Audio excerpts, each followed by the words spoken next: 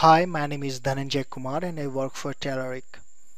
In this video, I am going to show you that how can we work with RadCalendar control for Windows Phone.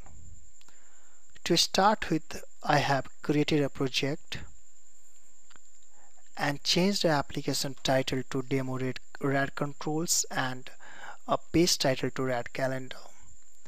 I have added a reference of telerik.windows.controls.data, controls.primitives and controls.input in the project. So the first step we need to do to start working with RadCalendar is to add reference of telerik.windows.controls.input on the YAML page. To do that, go ahead and add a namespace called telerik input. You should note a point here that I am giving the namespace name as telerik input.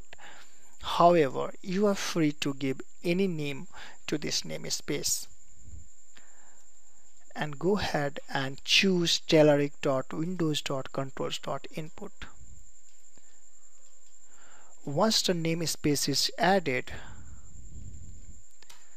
we can add calendar on the page as telerik input and RadCalendar. Give the name calendar, and here you can see that on the application page calendar being added. Let us go ahead at this point of time, rebuild the solution and deploy it on the emulator to see how it behaves.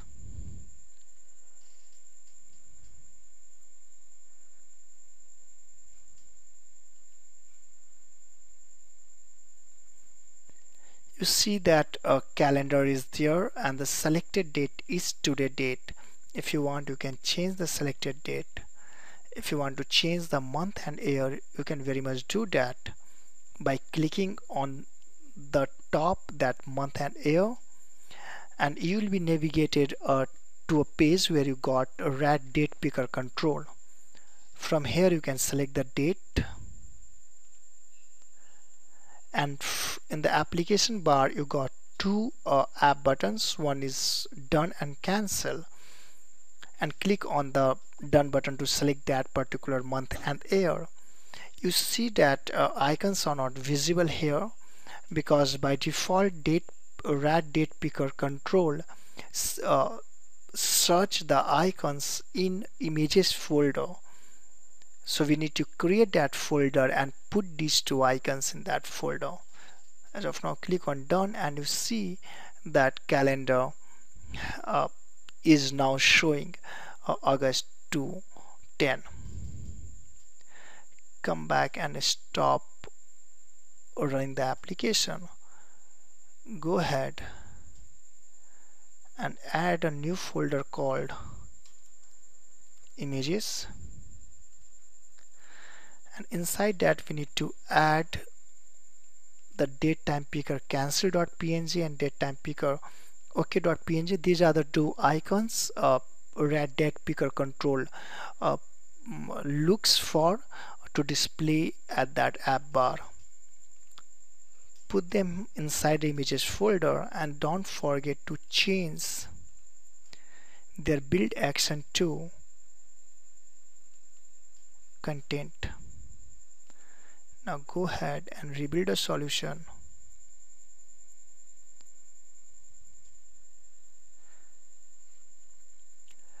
Next thing we may want to do to handle some event, and two very important events are selected value changed and selected value changing.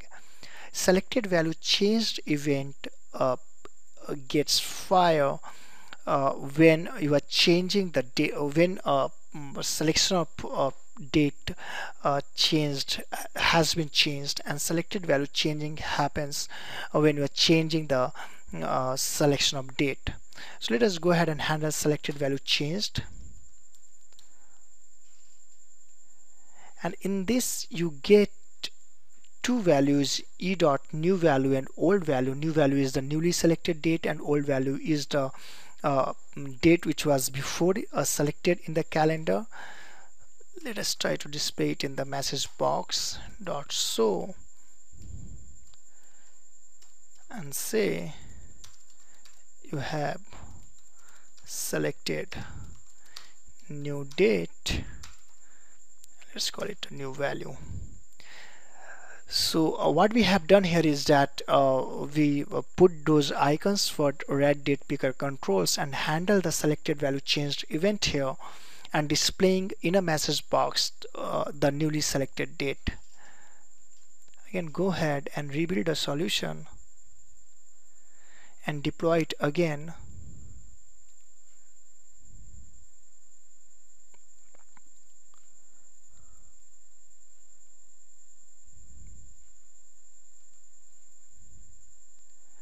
And here you see that when you change the selection of date, you get the message that you have selected a new date, and in the date picker you see those icons has been displayed here.